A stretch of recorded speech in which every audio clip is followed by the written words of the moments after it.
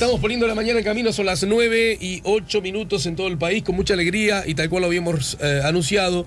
Nos ayuda a poner la mañana en camino el senador del Partido Independiente, Pablo Mieres. SEA Portones, 2 años de garantía y 3 controles remotos inviolables. Service los 365 días del año. SEA Portones, 2-601-2611. seaportones.com. Hola Pablo, buen día, bienvenido. Buen día, ¿qué tal Alejandro? Un gusto. Bien, muy bien. Ahí arriba de la mesa un manojo lindo de asuntos para hablar con vos, sí. ¿Verdad? Lindo. Pero hay algunas cosas que inexorablemente se imponen, la situación internacional, la situación en Venezuela en particular, por muchas razones. Primero, porque nos importa Venezuela, nos importa la información internacional. Y segundo, porque es un asunto que ha repercutido como probablemente pocos asuntos de carácter nacional en la interna de Uruguay. Será motivo de otro análisis por qué incide tanto. Y en ese sentido vos hace rato que estás diciendo un montón de cosas acerca de Venezuela y acerca de cómo el gobierno de Uruguay está viviendo ese proceso, y en particular el partido de gobierno ha tenido una actitud bien crítica para con ello, ¿verdad? En todo caso, ¿cuáles son las primeras consideraciones que te vienen a propósito de los aspectos informativos que incluyen desde la perspectiva internacional y muy particularmente la acción del Estado uruguayo, bueno, que finalmente se aplicó la cláusula democrática en la interna del Mercosur? Sí, primero decir lo de Venezuela es una tragedia horrible, y es lo primero que hay que decir. La gente en Venezuela está sufriendo, hay ya a esta altura 150 muertos en las confrontaciones, entre las movilizaciones entre gente que se opone al gobierno y la represión gubernamental. Hay una situación humanitaria terrible en materia de salud, de acceso a bienes básicos, de lo que hace a la sobrevivencia básica de la gente, de los niños. Echaron a una ministra porque dijo que había aumentado la mortalidad infantil, y ahí vamos al otro asunto, una dictadura desembosada, sangrienta, encerrada en sí misma, corrupta, a más no poder, en fin, todos los males. Y hasta ahora yo me alegro, la verdad, lo del sábado me parece realmente una decisión muy positiva. Me alegró mucho ver la firma de Nino Noboa junto a la de los demás cancilleres del Mercosur, aprobando la aplicación de la cláusula democrática y por lo tanto suspendiendo a Venezuela del Mercosur. Me parece que era hora. O sea, firmando y no oponiéndose, que era una de las perspectivas que no se manejaba, vetando, no trancando, no edulcorando, que ha sido lo que ha hecho el gobierno hasta este sábado, ¿no? Hasta este sábado era trancar. A ver si te sigo, senador. Prima en vos por decirlo de algún modo, la satisfacción porque se haya concretado esto, ¿le gana al reproche de la tardanza, por decirlo así? Sin duda. ¿No? Yo siempre creo que hay que mirar las cosas de manera positiva, de manera constructiva, y me alegra que el gobierno finalmente haya tomado la decisión que tomó. Me daba mucha bronca y mucha vergüenza lo que venía pasando. Cuando Vázquez aparece en la cumbre del Mercosur del 21 de julio, en Mendoza, a trancar y a edulcorar, a rebajar una declaración que venía mucho más dura. Cuando Vázquez hace 3 meses en Alemania defendía a Venezuela diciendo que era una democracia porque había separación de poderes, una cosa que la verdad me dio mucha vergüenza. Hace más tiempo de eso, me parece, Pablo. Bueno, 4 meses, no más, cuando estuvo de viaje por Europa. Pero recuerdas que después ocurrió la intervención a la Asamblea, ¿no? Sí, pero antes de eso el equivalente a la Suprema Corte de Justicia tomaba las decisiones que Maduro le decía que tomara. Y a la Asamblea Legislativa le quitaron los poderes desde el comienzo. Había una injerencia evidente del poder dictatorial en los demás poderes del Estado. Pero, a ver, todo eso, y lo que más me parece grave, mirando para adelante, es que además hay sectores del Frente Amplio que siguen defendiendo la dictadura, ¿no? Y que están cuestionando la actitud del gobierno, y que están cuestionando la decisión del sábado, porque habla muy mal de sus convicciones democráticas. Ese es el problema. El problema es que esta gente, no son tontos ni ingenuos, saben lo que está pasando en Venezuela. Lo que pasa es que quieren mirar para otro lado. Sobre esto... Y eso me parece gravísimo. Me parece gravísimo porque quiero que es que no aprendieron nada. Profundizar en tu análisis. Defendieron el socialismo real contra toda evidencia, se les cayó el muro de Berlín encima, pasan los años y tenemos ahora una situación que rompe los ojos y salen a defenderla solo porque es de izquierda. Porque si esta misma dictadura, con las mismas actuaciones, fuera de derecha, estaban en las cuchillas, estaban haciendo manifestaciones en 18 de julio contra la dictadura en Venezuela. Entonces, es muy triste porque una parte del Frente Amplio no tiene reflejos democráticos, no los tiene. Y la parte que los tiene ha actuado timoratamente, y recién ahora, yo supongo que ante la inminencia de una barbarie atrás de otra, decidieron parar la mano, pero es muy triste lo del Frente Amplio. El Frente Amplio está mostrando pocas credenciales democráticas en lo que tiene que ver con mirar situaciones en donde lo que está en juego es ¿qué es predominante? ¿Qué tenemos por encima? ¿El valor democracia o el valor izquierda? Cuando hay izquierda que es democrática y izquierda que no es democrática. Como hay derecha que es democrática y derecha que no es democrática. El problema es que para mucha gente en el Frente Amplio, izquierda es superior a democracia. Entonces, si hay una izquierda que no es democrática, igual es de izquierda, hay que defenderla. Y eso es gravísimo. Yo no digo que sea la mayoría del Frente Amplio, pero son los que hoy hegemonizan y mandan en las decisiones, en los plenarios y en la mesa política, pues son los más militantes. Y los otros... Pero cuando decís esas cosas, por ejemplo, para que la gente lo ubique digo una bien. cosa, hace 3 semanas, sí, Daniel Radío presentó una moción en la Cámara de Diputados.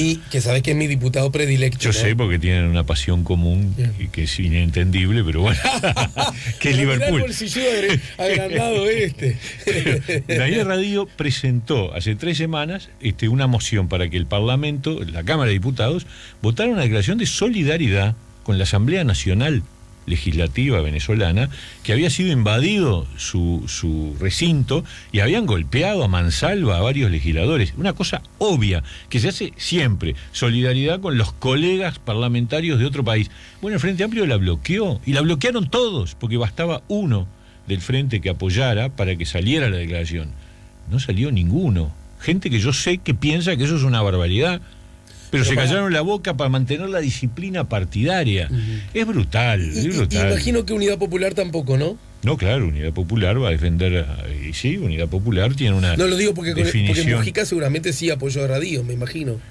Yo no lo sé, porque en realidad... No, porque ahí sí lo perdés, el voto que ganas con Mujica lo perdés con Unidad Popular. Estoy haciendo el cálculo en el aire. ¿Por qué no salió? Claro, porque no salió si por hubiera salido, ¿no? Sí, porque Gonzalo Mujica está en una posición muy clara. Muy crítica, de verdad. Sí. Ahora, varias cosas. Yo recuerdo que contigo, que hace muchos años nos conocemos y que tantas veces hemos conversado, me acuerdo muy, muy claramente de vos cuando, por ejemplo, aquel libro que publicó con muy bien escrito y además con credenciales como pocos ciudadanos pueden exhibir en la República, creo yo, Julio María Sanguinetti, acerca de cómo Uruguay salió, ¿verdad? Cómo Uruguay recuperó la democracia, ¿no? Un libro que, como viene la pluma de Sanguinetti, la reconquista. Exacto, y es además ineludible, ¿no? En cuanto a su lectura. Sin duda. ¿no? Sí. Y vos, me acuerdo, naturalmente, no fuiste el único, pero vos hiciste especial hincapié en una visión muy crítica de la conclusión, en el sentido de que, para groseriarlo, según la lectura que Sanguinetti hacía, de esto salimos porque supimos negociar, y además una negociación en la que el Partido Colorado en general, y él muy particularmente, jugó un rol de altísima importancia. Cosa que también es cierto, ¿no? Ahora. Es una parte de la historia. Pero decías, contó una parte. Hermano, te estás morfando la otra. Claro. La que tenía que ver, entre otras cosas, con la movilización, la gente en la calle, las organizaciones sociales, ¿verdad? La construcción cotidiana, permanente, que aún sin militancia explícita hacíamos todos los ciudadanos desde pequeñísimos lugares para debilitar un régimen. ¿Estamos de acuerdo? Totalmente de acuerdo. Bien. Totalmente. Y yo participo de esa lectura, la tuya, entre otras cosas, viste, cada uno mira. Y uno estuvo en la cancha. Yo estaba ahí, en ese lugar del estadio. Estábamos. ¿no? Sí. Pero yo humildemente, yo que sé, por edad, estaba colgadito en el talud. ¿no? En eso estábamos, toda la generación nuestra. Entonces, ¿Por qué hago este mimo? A ver.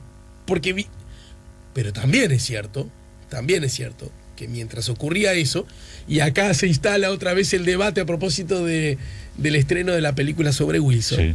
también está el otro asunto y era, sí, pero mientras tanto había que negociar. Sin duda. Las Porque cosas. había que salir y estaba aquella tesis. Y ahora en Venezuela también. Bien, ¿a qué quiero llegar, Pablo? A esta lógica. Por momentos, da la sensación que cómo se resume el diálogo aquí en Uruguay pasa a ser a los dictadores ni un vaso de agua, es decir, aislarlos. Pero es que ese es el rol de la comunidad internacional. Lo más, ¿verdad? Y que de alguna manera, según es visto, esto provocaría que si hay baño de sangre, el baño de sangre aún más se incremente, o como dicen otros, lo que quieren ustedes es una intervención imperialista, traca, y mientras están los otros que dicen, no, hermano, tenemos que negociar. Pero mientras negociás, siguen sacando pecho los autoritarios. ¿Dónde colocar los límites? Alejandro, ¿Dónde colocar los equilibrios? Sigamos con el recuerdo. Dale. ¿Qué decíamos nosotros? ¿Qué esperábamos de los gobiernos de otros países?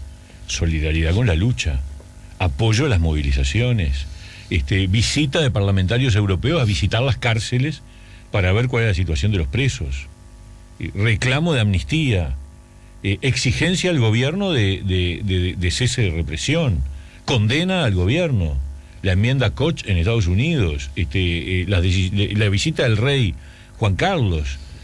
Ese es el rol de la comunidad internacional. Bueno, ya que hablábamos de Wilson, del rol que Wilson hizo. Ese es el rol de la comunidad internacional. Presionar, condenar, cuestionar.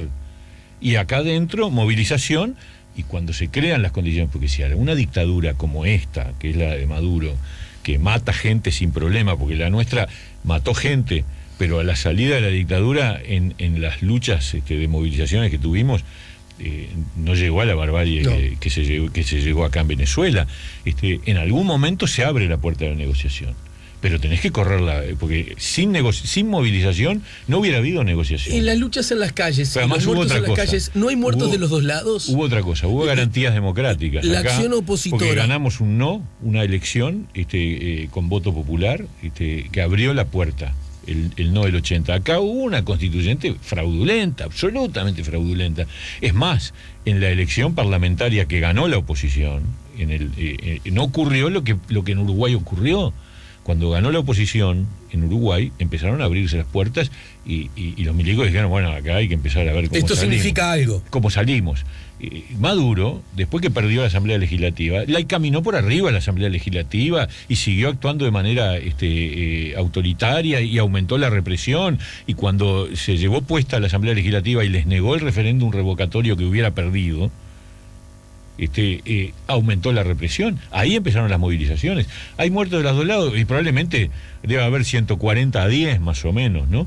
De los 150, puede ser, seguramente hay algún muerto del lado del chavismo, que no sabremos cómo ni de qué manera. Ahora, la gente que dice la resistencia y la movilización popular es una movilización armada, a ver, puede ser que haya algún grupito, pero la MUD es un grupo político, bueno, es un conjunto de grupos políticos. A propósito de la MUD, desde sectores que no ven o mejor dicho, desde sectores que ven con cierta simpatía aún al gobierno de Maduro, se expresa que en la MUD es una oposición variopinta, entre otros, gente también con notorias flaquezas democráticas. Tanto, ¿no?, como era la nuestra. Tan variada. Nosotros teníamos desde la derecha de los partidos tradicionales, que había unos cuantos, pachequistas incluso había en la oposición. Sí, que habían apoyado el sí. Que habían apoyado el sí, que después se fueron sumando hasta todo lo que quieras, del centro derecha y la derecha. El estrado del obelisco, por ejemplo, es una imagen de eso, ¿no? Exactamente. Y bueno, y en la MUD hay de todo, claro, porque ese es el tema. Cuando no hay democracia, la cosa es dicotómica, es democracia o dictadura.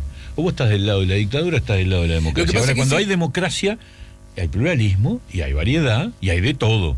Y hay tipos que a mí me podrán caer mejor y otros que me caen peor dentro de Pablo, lo que es la oposición. Se dice, lo que pasa es que muchos de los que reclaman ahora democracia hay chavistas también no en la tuvieron oposición. empachos en dar el golpe de Estado justamente a Chávez, ¿no? Allá en el 2002.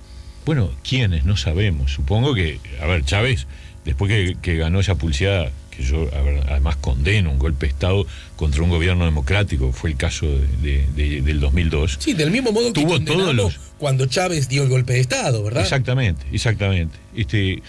A ver, Chávez tuvo todos los poderes después para investigar y castigar a los responsables. ¿Alguien duda que habrá castigado a los responsables? No tengo duda.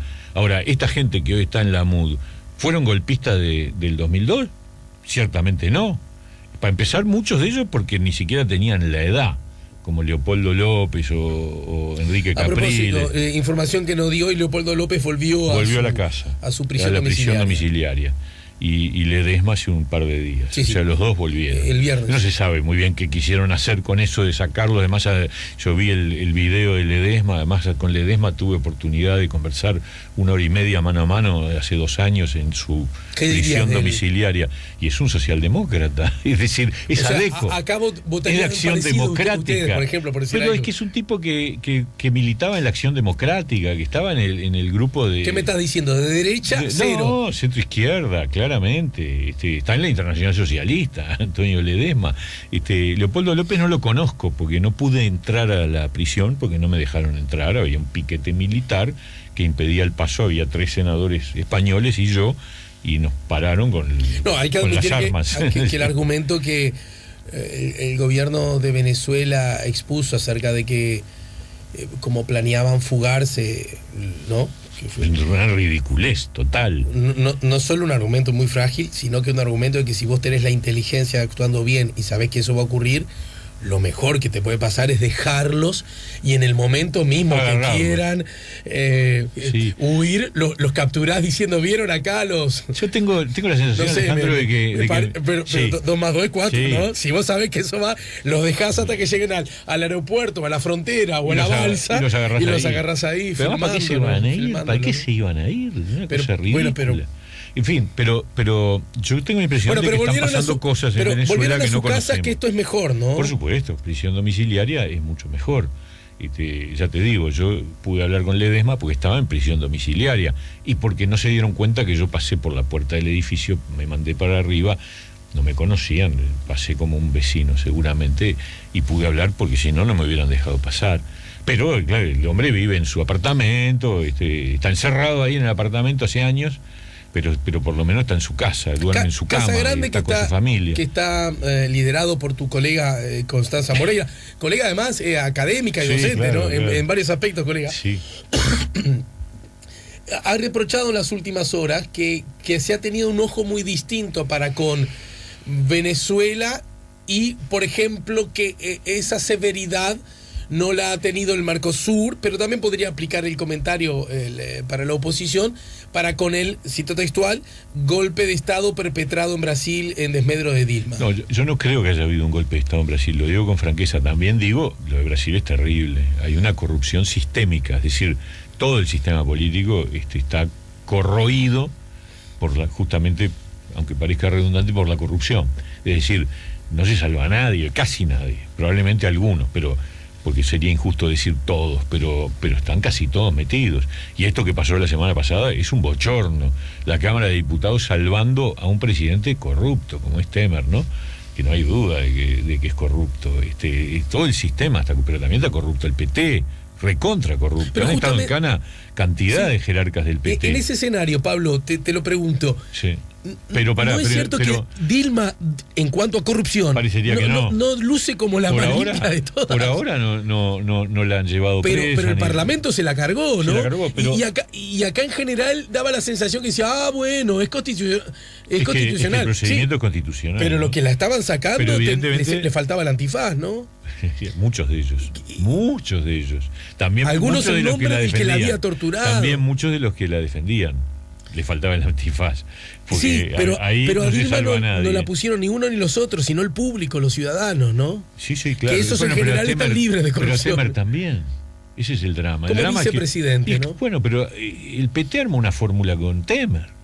Fue el PT el que puso a Temer en la vicepresidencia, el que le dio la vicepresidencia a Temer. Una alianza de esas que solamente se explican en Brasil, entiendo. ¿no? ¿Verdad? Entonces, ahí... Lo pregunto de otra manera. Yo creo que no hay violación de la Constitución, porque el procedimiento que se hizo con Dilma Rousseff podrá ser injusto, pero fue acorde a derecho. No sé si fue injusto, el tiempo dirá, pienso, en principio, parecería que fue injusto. Y es injusto también que Temer permanezca en el gobierno. Yo creo que, y Dilma no quiso hacerlo, creo que debieron haber llamado elecciones, ¿no verdad? Elecciones anticipadas, ese era el camino. Era la propuesta de Dilma, ¿no?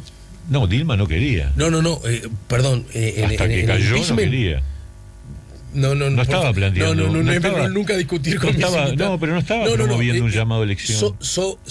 Cuando la mano venía que sí, ella propuso que se fuera a elecciones. Bueno, yo creo que eso era el camino que debió haberse recorrido. Lo chequeamos vos por tu lado y yo por el mío, ¿está? Pero no importa, en todo caso estamos de acuerdo en que ese es el camino. A mí me gustaba esa idea. Claro, y las porque elecciones a mí me gusta que la gente vote, ¿qué quieres que te diga? Sí, claro, y además es una situación de deterioro. A mí me hace acordar mucho el caso brasilero al caso italiano, ¿no? Cuando Italia se cayó, el sistema político se cayó corroído por las coimas, los robos, todo el sistema político. No quedó ningún partido, marcharon todos, marchó el Partido Demócrata Cristiano, Partido Socialista, el Partido Comunista, todos. Se creó un nuevo sistema de partidos después de eso. Claro, después lamentablemente vino Berlusconi, pero vinieron otros también, mucho mejores que Berlusconi. ¿no? Sí, de todas maneras, sabes que estuvo, ¿qué te voy a decir a vos? Obvio que sabes, la semana pasada se desarrolló el Congreso de Ciencia Política Latinoamericano y vinieron pesos pesados de distintos lugares. Supongo que hasta ahí coincidimos, ¿no? Sí, claro. No pude estar. No, me imagino. Me quedé con ganas. Me imagino. Y en ese contexto, bueno, saqué la grande porque me visitaron por lo menos 3.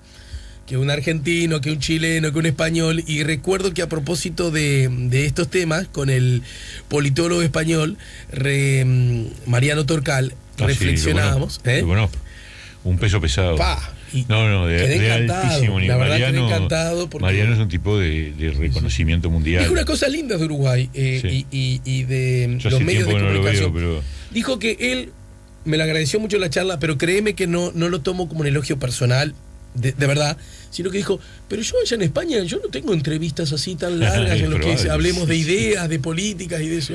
Sí, es una cosa que hay que cuidar. Es muy crítico de cómo mediáticamente se maneja la política en España, ¿no? Sí. A propósito incluso de los debates, los candidatos, dice, yo ya no me invitan. Y acá tengo esta invitación que agradezco mucho y seguramente habrá tenido otras. Pero él decía una cosa interesante a propósito de la descontento que la ciudadanía está exhibiendo para con la democracia, que el gran riesgo es que como hay descontento o como hay malestar, que es el término que se usa, se apele a viejas herramientas, ¿no? Totalmente, comparto absolutamente. Ese es el riesgo es que te tiras el agua con el nene adentro, ¿no? Claro. O que el descrédito que se genera por algunas actuaciones se lleve puesto a todo el sistema. Ajá. Cuando en el sistema hay de todo. El debate político en la interna de Uruguay, Pablo, cuando de cara a unas elecciones, que además yo les recuerdo a los ciudadanos, el otro día, aunque parezca bobo, me obligué a hacer la cuenta, mirando los almanaques, porque uno advierte que hay como una idea de que las elecciones están ya. No, falta un montón. Estamos en la mitad del periodo. Apenas está llegando a la mitad del periodo. No estamos. Lo que pasa? Pero mira que lo digo, y yo también, ¿no estamos todos un poco pasados de rosca? Y lo que pasa es que hay un problema. Me lo decís luego en la pausa. Bueno, ok. Estamos poniendo la mañana en camino, estamos conversando con el senador Pablo Mieres. Senador, quiero hablar de la inclusión financiera, a ver cómo salimos de este asunto, qué cosas se podrían corregir, si corresponde o no una consulta popular.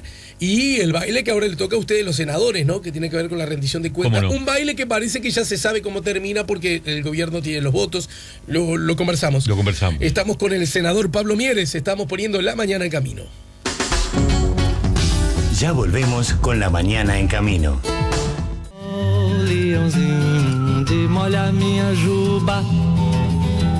Estamos poniendo la mañana en camino, lo estamos haciendo con el senador Pablo Mieres, gran hincha de Nacional, entre otras cosas. Sí. Juegan por la Copa, te digo para que recuerden, no sé si es Copa Libertadores. Juegan por la Libertadores, en Río vamos a dar vuelta. Vas a ir, me imagino. No, es en Río, Río. Bueno, yo qué sé. No, voy a mirarlo por la tele. Pero le tengo fe a Nacional, nos robaron acá, una cosa increíble, sí. ¿No? Penal gigantesco, hijo. Bueno, el chileno Bien. Qué incalificable para no pasarme. Qué horrible debe ser de un hincha de un cuadro donde en general siempre los benefician que una vez lo roben, ¿no? Debe ser una cosa No pienso que sea así, ¿eh? No. No, no Déjame creo que- pelearte no. un poco, como hincha de Liverpool. Claro, porque Peñarol y Nacional no se ven en Acá- general beneficiados, ¿no? Acá solamente.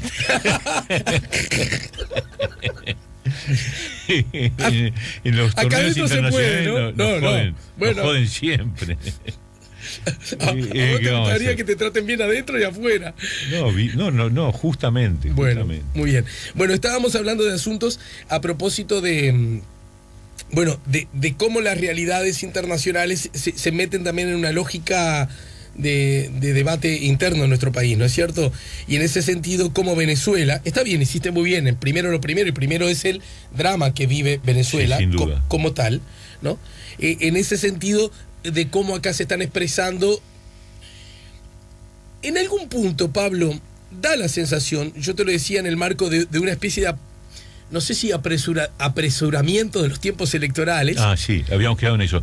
Mira, a mí me parece una cosa muy clara. Esto es como esas leyes de la física, que los gases se expanden y ocupan espacios cuando no hay nada. Claro. Y bueno, yo creo que este es el problema. El gobierno no tiene agenda, tiene una agenda anémica, no tiene ideas, no tiene propuestas, no tiene grandes reformas en su proyecto. La otra vez le preguntaron a Astori cuál era el gran tema de este periodo, le dijo la inclusión financiera.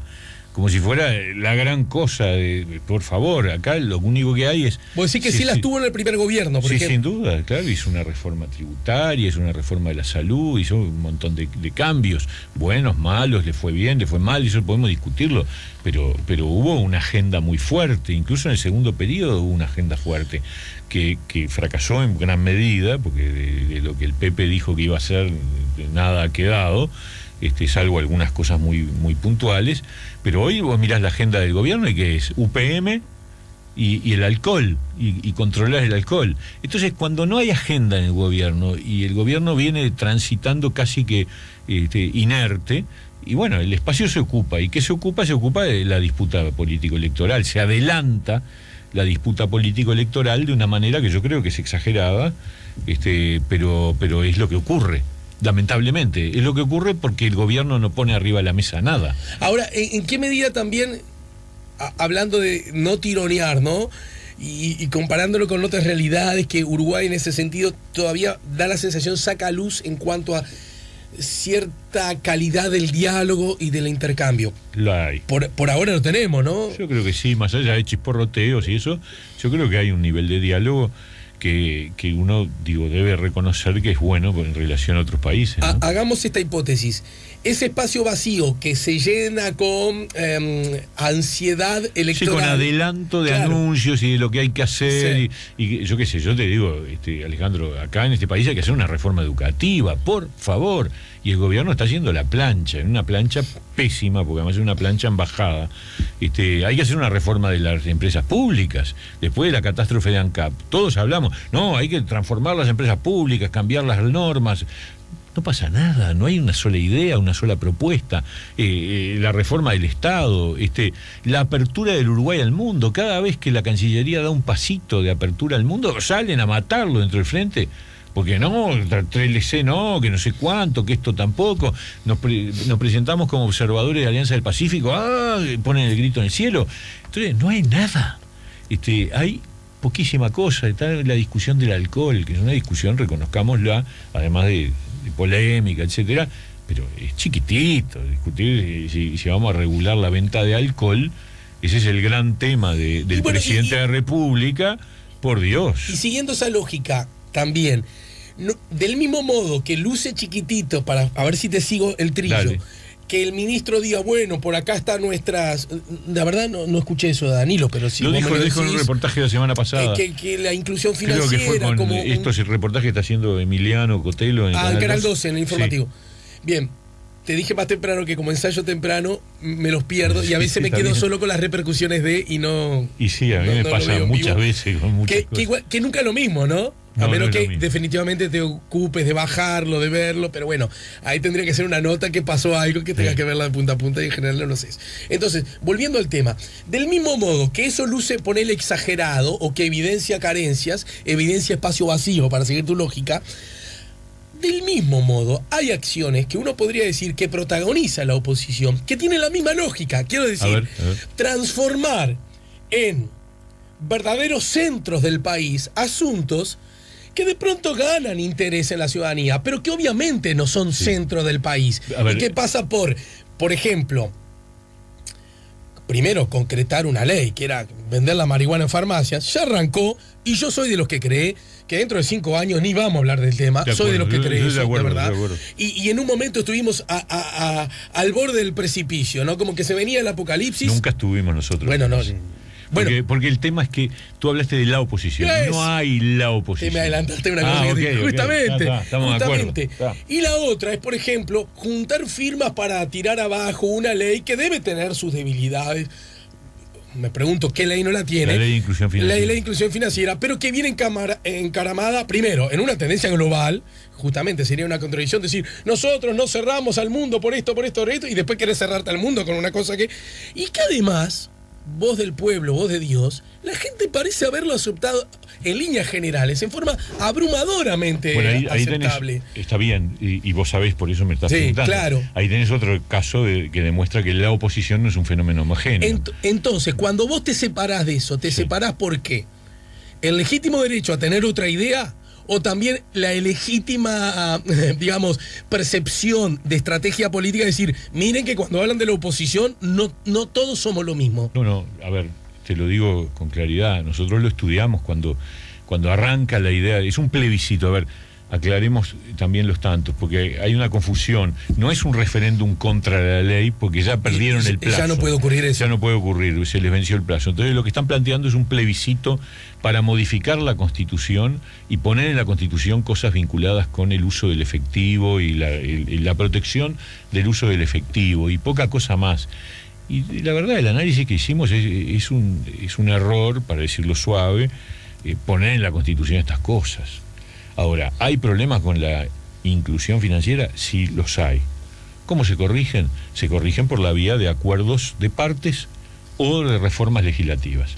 Y yo lo digo con credenciales, porque yo el año pasado promoví una modificación en la ley de inclusión financiera y fue aprobada y se convirtió en ley.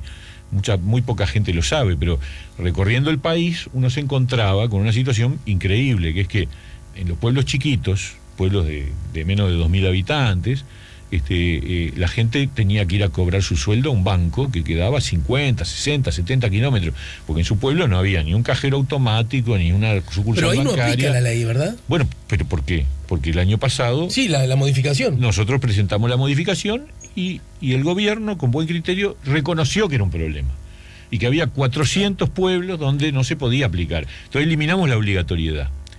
Hoy no es obligatorio pagarle el sueldo a una persona que vive en un pueblo chico por vía bancaria, se lo puede pagar en efectivo. O sea que ese tipo de cambios es lo que yo creo que hay que seguir haciendo. Porque tenemos problemas, hay injusticias. O sea, cuando yo recorro el país, y cuando recorro el país me encuentro con los centros comerciales del interior del país que están recalientes con la inclusión financiera, y tienen razón. Es muchas cosas que les están afectando que son injustas. Ahora, ¿es necesario reformar la Constitución? ¿Hay que ir a un plebiscito? No. Hay que corregir la ley. Pero justamente eso no luce como un gesto de espacio vacío que hace que se anticipe el clima electoral. ¿No parecen más gestos... ¿Lo del plebiscito? ¿No parecen más gestos contra el gobierno que en realidad... Bueno, eso tenés que preguntárselo a los que salieron a apoyar el plebiscito. Los que organizaron el plebiscito son en general comerciantes calientes. Porque el origen no es partidario, no fueron los partidos los que promovieron el plebiscito. Lo promovió un grupo de comerciantes del interior del país. Y obviamente hubo sectores políticos que dijeron yo apoyo y firmo. Bueno, allá ellos, nosotros no. Nosotros no vamos a firmar, pero sí estamos trabajando, y tuvimos una reunión con Valcorba y con la senadora Alonso. Eso, que hayan ido los dos a la reunión, yo tengo que hacer lecturas políticas de eso. No creo, digo, la lectura... A ver, la lectura política es la coincidencia en el tema. Tus colegas, que son mis amigos y que vienen a hacer otro trabajo distinto al tuyo, que es análisis político, me han enseñado hace añares a que de los actores políticos uno espera gestos políticos. Es decir, y si van vos y la senadora Alonso, que obviamente están generando espacios, legítimamente, ¿no? Bueno, fuera, generando espacios de visualización, pero además de armado de instrumentos políticos juntos a ver un tema diferenciándose, en particular la senadora, lo admito, de una corriente mayoritaria dentro de su propio partido, bueno, tenés que ser medio caído la higuera para no suponer que por ahí puede armarse algo. La verdad, fue una coincidencia puntual en este tema. No, es verdad. Yo en general te creo bastante. Pasó así, había que hablar. A lo mejor me sacó el boleto de Gil. No, había que hablar con Valcorba, obviamente. Juntos. Bueno, la senadora Alonso me dijo, mirá, hablé con Valcorba, ¿qué te parece? Sí, le digo, perfecto, nos reunimos y hablamos del tema. ¿Y por qué te llamó Verónica a vos? No, estábamos ahí en el plenario del Senado. ¿Y por qué te dijo a vos? Porque sabía que nosotros estábamos en contra del plebiscito. Claro. En contra del plebiscito y a su vez con diferencias en cuanto a la... Sí, y resultado fue una muy buena reunión. Yo creo que Valcorba recibió con mucha receptividad los planteos que hicimos. Yo creo que el gobierno no es bobo, si puede cancelar un plebiscito adelantándose con acuerdos políticos, porque acá hay varios temas concretos que son el malestar. El malestar del comerciante pequeño es el malestar de una serie de hechos que se le imponen, que incluso les afecta hasta la posibilidad de la viabilidad del negocio. Estoy hablando de los aranceles que cobran los emisores de tarjetas, que son bancos básicamente, ¿no? Uh-huh. Casi todas las tarjetas de crédito y débito las gestionan, las emiten los bancos. Entonces, ¿cuál es el problema? El problema es que hay aranceles que se cobran, una especie de precio por el uso de la tarjeta para los comerciantes, para el intermediario, que es abusivo. Entonces, ¿no ha bajado bastante? Ha bajado, y hay que seguir bajándolo. Y también hay que bajar la diferencia, porque el problema es que esos aranceles no son de precio único. Claro. Son de precio diferencial. Tú tenés un cliente que es una gran superficie y le cobras un arancel muy chiquito, y al almacenero de la esquina le cobras un arancel más grande. Sí. Bueno, pero eso está mal. Es decir, yo admito que tiene que haber del mercado, la lógica comercial. 10 bananas, pero tenemos que achicar la franja. Uh-huh. Yo presento un proyecto de ley que promueve determinar por ley que la franja no pueda superar 2 puntos. Y yo creo que es posible llegar a 1 punto.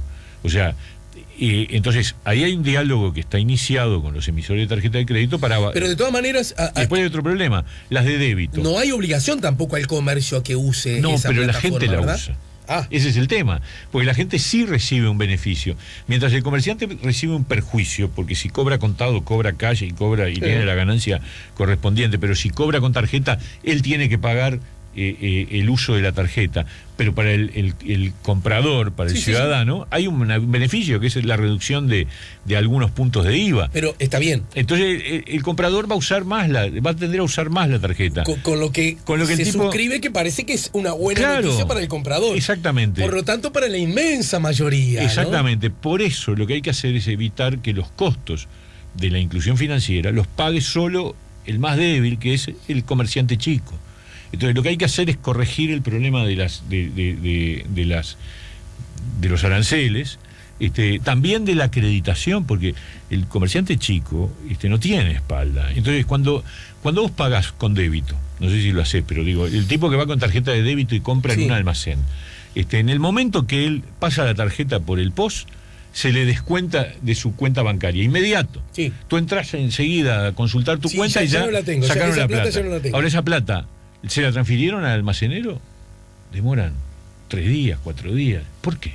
Sí, claro, hay que hacer una cabecita, digamos, ¿no? Pero hay un manejo hasta de ganancia financiera del banco que demora en acreditarlo. Sí, hay alguien que se quedó con la plata durante que ya no 3 días, 2 días. ¿A quién le pagué? El banco. Uh-huh. Entonces, eso tiene que desaparecer. En débito, yo puedo hacer en crédito, podés acreditarlo. Oficianos de corresponsal, ante ese comentario, ¿qué te dice? Lo entendió perfectamente. Y está trabajando para que esas cosas se eliminen, es decir, para que haya un cambio en las reglas. Por eso digo que el camino es el cambio en las reglas sin necesidad de modificar la Constitución. Es un exabrupto modificar la Constitución por este tema. Ahora, que hay que corregir. Por ejemplo, pequeños pagos, como por ejemplo una asignación familiar de 1.500, 2.000 pesos. ¿Le vas a hacer al tipo beneficiario de asignación familiar abrir una cuenta bancaria para depositarle 1.500 pesos por mes? Ridículo. O sea, la obligatoriedad de los pagos por banco tiene que tener un límite. No puede ser todo obligatorio. Yo creo que tiene que haber un monto por debajo del cual paga efectivo sin problema, como hicimos con los pueblos chicos. Bueno, esas cosas hay que corregir. Lucen, sin que para esa persona en particular sea muy importante, lucen en la mirada general de la nación como asuntos más bien pequeños, ¿verdad? Bueno, ajustes, pero hay ¿no? claro, por eso digo, yo no digo que hay que, no puede haber un plebiscito, no podemos estar discutiendo en 2019 junto con las elecciones nacionales, porque sería así. Pues ese es el otro problema, los comerciantes tienen el problema hoy.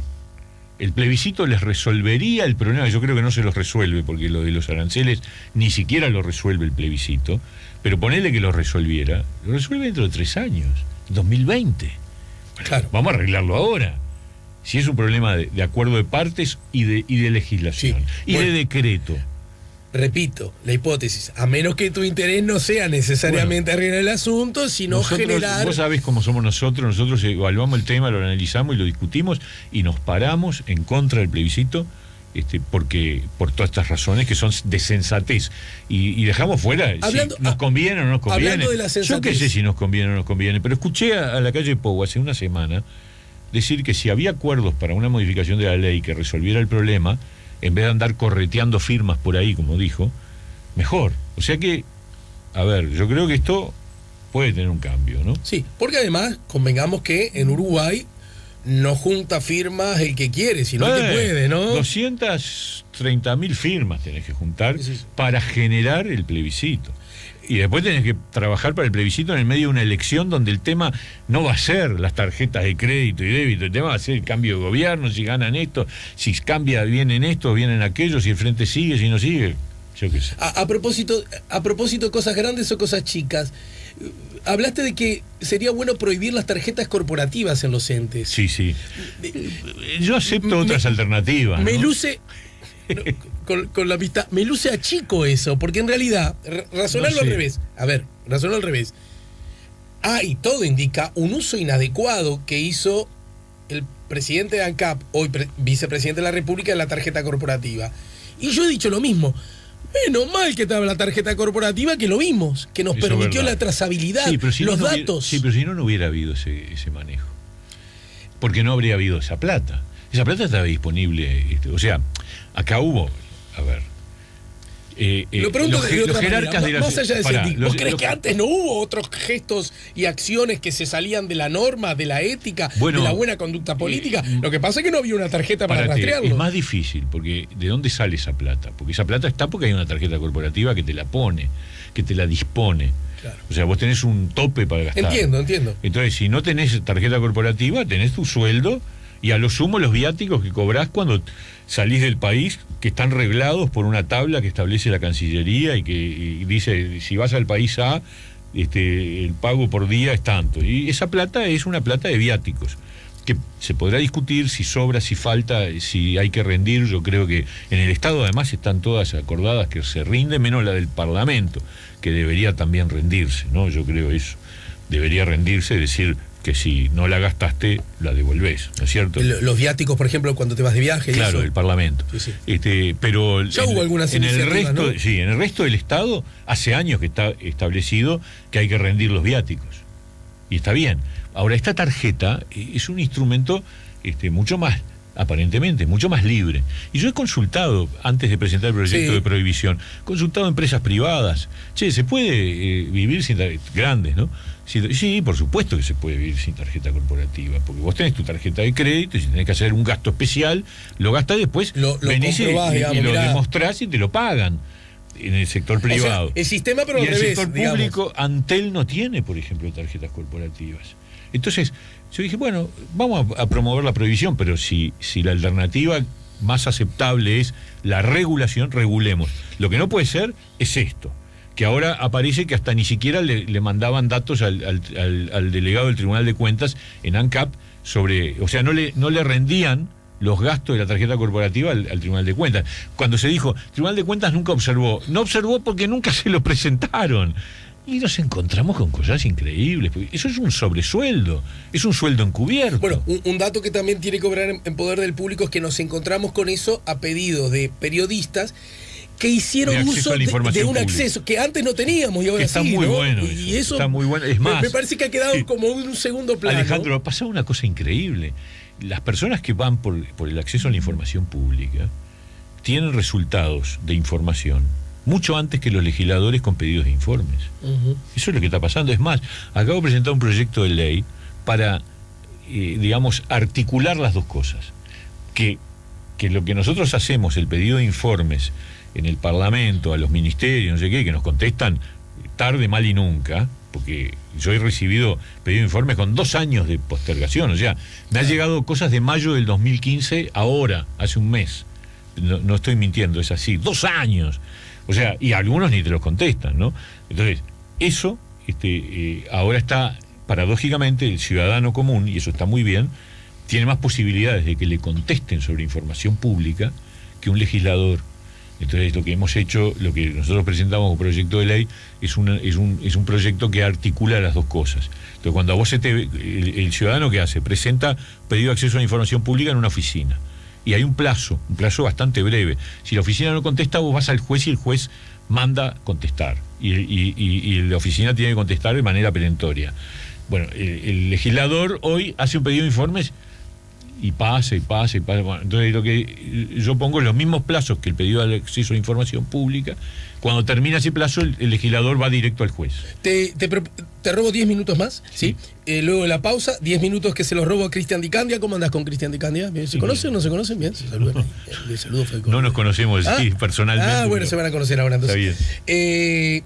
Y luego de la pausa abordamos, primero, ya que estamos en el tema, ¿qué hacemos con el Sendic nuestro de cada día? ¿No? Como yo lo menciono, que hace tantos años que está en la portada. ¿Cuál te parece que debería, o qué cosa te parece a vos que debería ocurrir, y cuáles crees que son las que van a ocurrir, que son cosas distintas, ¿verdad? Y una alusión a 2 cosas que me quedaron pendientes: la rendición de cuentas que se viene ahora en el Senado, y además un dato acerca de las últimas encuestas que he visto que el Partido Independiente, según una, está en un lugar, según otra, está en otro. No, primero, ¿qué bolilla le das? ¿Dónde te colocás frente a estos casos?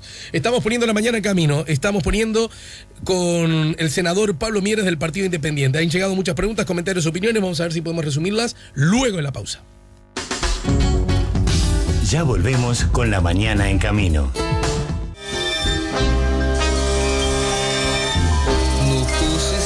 Estamos poniendo La Mañana en camino, último tramo de la charla con Pablo Mieres. Bueno, a propósito de algunos temas que aún no quedan pendientes. Senador, bueno, a ver, algunos asuntos. Se viene la rendición de cuentas ahora en la Cámara Alta, se aprobó en Cámara Baja. Se puede decir que el gobierno obtuvo un triunfo porque logró aprobarla y sin mayoría logró hacer acuerdos puntuales, ¿no? Yo creo que todos, porque en realidad, claro, porque lo que salió fue una cosa. Recién escuchaba una mesa redonda con diputados de distintos partidos y había conformidad, satisfacción. Nadie estaba diciendo de lo que salió. Bueno, lo que salió, cada uno tendrá su idea. Nosotros no votamos en general la rendición de cuentas, pero se lograron mejoras, se lograron incorporar cosas. Yo creo que hay un aprendizaje de la necesidad de dialogar y de negociar, que hacía años que estaba cancelado porque el Frente Amplio no necesitaba dialogar nada más que consigo mismo. Y de hecho ya eso le costaba mucho. Entonces, cuando lograba el acuerdo, se acabó, no podía tocar nada. Bueno, esta vez hubo diálogo y me parece que eso está bueno. Me parece que eso también es un indicador para el Senado. Hay que tener cuidado. En el Senado el Frente Amplio cuenta con una mayoría pura y dura, no se mueve, 16 votos, por lo cual puede corregir todo lo que quiera de la rendición que salió en diputados, pero me da la impresión, pero también tiene que tener mucho cuidado porque eso vuelve a diputados, y si se toca mucho, el riesgo que hay es que no haya rendición de cuentas. Entonces, mi impresión hoy, capaz que con el paso de los días cambia, mi impresión es que en el Senado no va a haber mucho movimiento.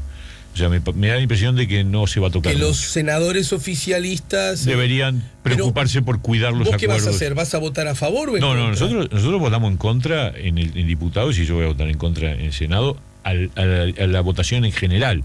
Después terminás votando un montón de artículos porque que te parecen bien. Claro, que siempre pasa eso, ¿no?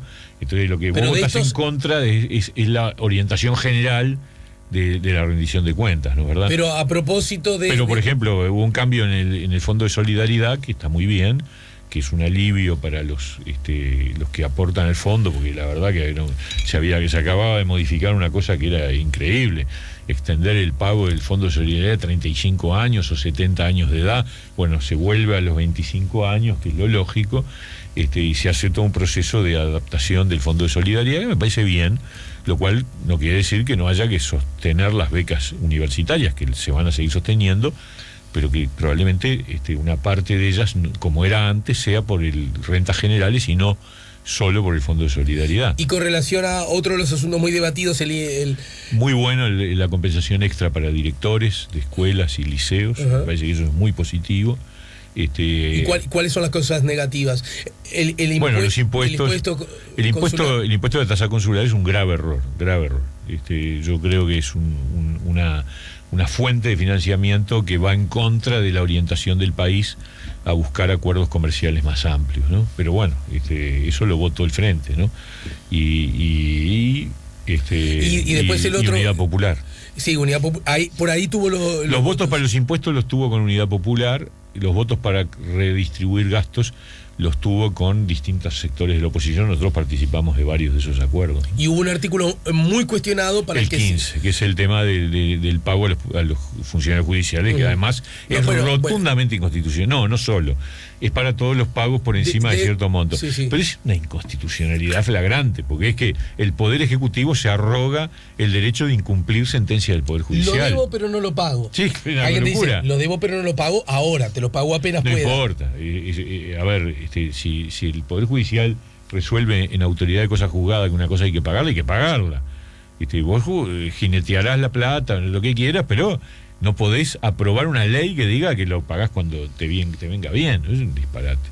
Eso ya se declaró inconstitucional porque hubo un artículo muy similar aprobado en el presupuesto del 2015 que ya se declaró inconstitucional. ¿Tú decís qué es lo que va a pasar con este? Va a pasar. ¿Algún afectado va a elevar el...? No, pero no tengas ninguna duda que lo van a declarar inconstitucional. Con lo cual no entiendo por qué Amado... va a caer. Por qué Amado canjeó su apoyo a la rendición de cuentas por una cosa de este tipo, que queda muy mal parado, porque es una cosa que afecta a la institucionalidad democrática. Bueno, dijo, justamente logré sacarle al gobierno un paquete educativo que para mí era fundamental. Bueno, pero a cambio de eso tuvo que votar este artículo, se tragó un sapo grandote, ¿no? Igual hubiera salido el paquete educativo, porque él lo que no dice es que nosotros lo votábamos también, y con los 3 votos nuestros ya había mayoría. O sea que lo decisivo de Amado es el artículo 15. Lo único decisivo. O sea, dices que lo que obtuvo Amado en realidad ya se tenía. Exactamente, se conseguía con los votos del Partido Independiente, incluso de algunos blancos y colorados, y de Gonzalo Mujica, o sea, y de Unidad Popular. O sea, lo que él dice que sacó, en realidad su única diferencia, el único momento en donde Amado hace el 50 es en el artículo 15, que es un gran error. Sendik, ¿qué pensás que debería hacer y qué pensás lo que va a ocurrir? Yo creo que hace mucho tiempo creo que él generó las condiciones para no ser digno del cargo, lo digo con franqueza. Miente permanentemente. Ahora la última falsedad es haberse presentado él al Tribunal de Conducta Política y ahora avisar que lo que diga el Tribunal de Conducta Política no le importa porque va a estar a lo que diga el juzgado. Entonces es una cosa terrible. Y más allá de si cometió delito o no cometió delito, eso lo determinará la justicia. Pero el punto de vista ético, que es parte de la acción política, el accionar político tiene 2 niveles, el nivel ético y el nivel jurídico, el nivel de las leyes. O sea, si cometes delito, está fenómeno, pero hay un nivel ético que empezó con el famoso asunto del título, que fue una vergüenza, y donde lo que pasa es que el Frente le prohijó estas cosas, porque le defendió a muerte con el título. Una vergüenza fue, porque defendieron una cosa que era falsa, y que muchos de ellos sabían que era falsa, y después apareció la tarjeta de crédito, que ya es una cosa brutal, la tarjeta corporativa. Entonces a mí me parece que es alguien que ya ha perdido toda consideración, y yo que sé, al Frente le hace mucho daño, y al gobierno también, pero ellos sabrán. Yo digo lo que yo haría. Si a mí me pasa una cosa de esa, si yo mintiera sobre un título universitario, bueno, no sé, no me puedo poner en el lugar porque no se me ocurre. En el último mes se han conocido como hubo una andanada de encuestas, ¿no? En ese sentido. Sí. Muchas de las cuales presentan como la grandísima novedad que por primera vez en muchos años la intención de voto, más de una, no todas, pero más de una dan que el Partido Nacional estaría superando al partido de gobierno, ¿no? Eso como dato titular. En esas encuestas, yo me imagino que vos lo que va primero es a la columna del Partido Independiente. Yo te digo las encuestas, las últimas, que las tengo muy claras. Intercónsul nos da el 4, opción el 5 y cifra el 2. promedialmente estamos arriba del 3. Eso es un poco el dato. Un poco mejor que la última elección, ¿no? Y nosotros sacamos 3,1 la última vez. O sea que estamos por encima con un 25% de indecisos. O sea, bueno, la descifra un 40% de indecisos. Pero ponele promedialmente un 25% de indecisos. O sea, el Partido Independiente está consolidado por arriba del 3%. Y yo creo que en una elección donde vota todo el mundo al final y no va a haber 25% de indecisos, creceremos un poco más, ¿no? Y en cuanto y además, de aquí a allá hay mucha cosa para ganar. Hay una encuesta, o no sé cómo llamarle, de opción que les daba uno, en realidad. No, bueno, eso salió ayer en El País y es una pregunta equivocada, tergiversada, digamos. No sé quién hizo la cosa, pero ponen que si la gente votara el próximo domingo, y en realidad lo que contesta es qué es lo que la gente cree que va a ganar, es decir, qué partido va a ganar. Por eso el Frente, en esa encuesta, a pesar de que la encuesta de opción de intención de voto da que el Partido Nacional está arriba del Frente, en esta el Frente está arriba del Partido Nacional. Es decir, una mayoría relativa de uruguayos cree, a pesar de que no lo vote, que el Frente va a ganar la próxima elección. Es como juega Peñarol Defensor y le hincha para poner cuadros que no nos afectan a ninguno de los dos. Exacto. No, y vas al Parque Rodó y decir, ¿por quién va a hinchar este domingo? Por Defensor. ¿Y quién cree que va a ganar? Va a llevar más hinchas, Peñarol, ponele. Es así, exactamente. Entonces eso nos da el 1 y está, la verdad que es impresionante, porque un 1% de los uruguayos cree que nosotros podemos ganar las elecciones, lo cual nos deja muy orgullosos, ¿no es cierto? Y pensamos que de aquí al 2019 vamos a tratar de lograr, yo te digo, Alejandro, el partido sigue empeñado en crear una opción alternativa más grande, no solo del PI, sino con otros socios. Viene ahora el prosecretario de la Intendencia, que se saludaron recién, ¿no? Sí, claro. A propósito, ¿cómo ves en líneas generales que está haciendo la gestión de la Intendencia? Bueno, qué compromiso. No, yo creo que tiene muchos déficits, ¿no? Me parece que es un tema muy complicado, tiene muchos déficits, sigue habiendo déficits importantes en todo el tema de limpieza, el tema de Pero transporte. sin embargo hay superávit, por primera vez en mucho tiempo. Claro, está bien, estamos hablando de déficit de la gestión, no de la plata. Sí. Me parece bien, me parece muy bueno que haya superávit, pero uno ve que los temas centrales que hacen a una administración departamental siguen siendo un problema serio. Creo que ha mejorado mucho el tema del control digamos a través de cámaras del tránsito. Me parece que eso ha sido un punto positivo. ¿Martínez no está haciendo como bien los deberes, da la sensación? A mí no me parece. ¿No te parece? No. La verdad, por lo digo tanto, con franqueza, no. Y con esa misma lógica y franqueza, su natural posición, que es un precandidato natural, ¿verdad? Claro, y no está mal posicionado, está muy bien posicionado. A pesar de que no lo está haciendo bien en la Intendencia. Sí. Bueno, gracias, Pablo, como siempre. Un gusto. Y mucho éxito, porque esta semana, cuando jueguen frente a los brasileños, yo quiero que gane Nacional, obviamente. Gracias, soy de esa calaña. No, pero no soy un antigrande fundamentalista, ¿no? Soy un antigrande cuando juegan frente a mi equipo. Y ponele que cuando juegan frente a otro chico también tengo la simpatía de que gane el otro, claro, ¿no? Te imaginarás, ¿no? Me imagino. Me imagino. Del mismo modo que mucha gente quiere que el Partido Independiente le gane. Cuando Defensor jugó la final con Nacional por el intermedio, te voy a preguntar. ¿Cómo? ¿Por quién hinchabas cuando Defensor y Nacional jugaron la final del intermedio? No, y no me lo preguntes, ¿no? Bueno, abrazo. Nos ayudó a poner la mañana en camino el senador Pablo Mieres. SEA Portones, 2 años de garantía y 3 controles remotos inviolables. Service los 365 días del año. SEA Portones, 2-601-2611. seaportones.com